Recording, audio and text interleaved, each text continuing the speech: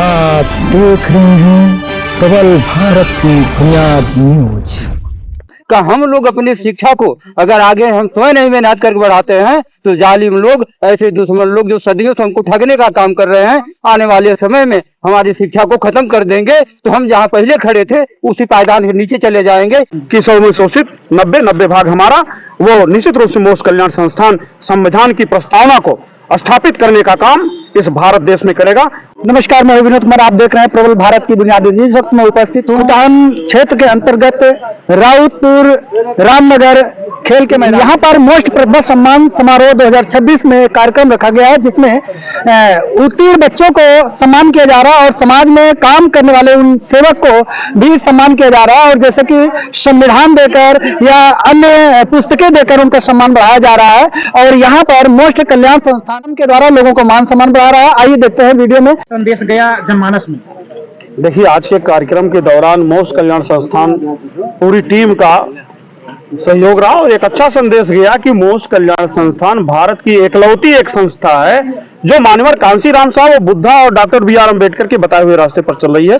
मात्र एकलौती एक ऐसी संस्था है मोक्ष कल्याण संस्थान। इस कार्यक्रम से यह साबित हो गया कि बुद्धा ने कहा था बुद्धम शरणम गच्छामि, डॉक्टर बी आर अम्बेडकर साहब ने कहा था शिक्षित बनो। यह काम अगर भारत में कोई कर रहा है तो मोक्ष कल्याण संस्थान कर रहा है, अन्यथा कोई संगठन नहीं कर रहा है। तो इससे यह संदेश है गया कि बुद्धा और मानवर कांशीराम साहब और बाबा साहब का वारिस कोई है तो मोक्ष कल्याण संस्थान है और इसके पूरी टीम है।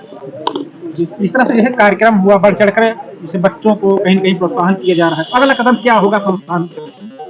अगला कदम संस्थान की तरफ से देखिए, जब तक हम सभी लोगों को शिक्षित नहीं कर लेंगे और इनकी समस्याओं का समाधान जब तक हम नहीं कर लेंगे, और बाबा साहब संविधान है जो है संविधान की प्रस्तावना में लिखा है, ये प्रस्तावना है और प्रस्तावना में समानता की बात कही गई। प्रस्तावना में ये समानता की बात कही गई है और मोक्ष कल्याण संस्थान समता की बात कही गई। समानता, अभी हम नौकरियों में समानता नहीं है, जमीनों में समानता नहीं है, धन धरती किसी में मेरी समानता नहीं। तो मोक्ष कल्याण संस्थान निश्चित रूप से बाबू जगदेव प्रसाद कुशवाहा का नारा बुलंद करेगा कि 100 में शोषित 90 भाग हमारा, वो निश्चित रूप से मोक्ष कल्याण संस्थान संविधान की प्रस्तावना को स्थापित करने का काम इस भारत देश में करेगा और सबको जमीनी बराबर, नौकरियां बराबर, सब कुछ बराबर देने का काम मोस्ट करेगा। मोस्ट संस्थान के जितने साथी थे, सारे लोगों ने अपना हुनर समय रात रात को गांव में घूम के लोगों को सूचना देने का काम किया और एरा की तैयारी किया। तो समाज ने सहयोग भी किया अच्छा तरीका से, तो हम आगे बढ़ रहे हैं समाज के बदौलत।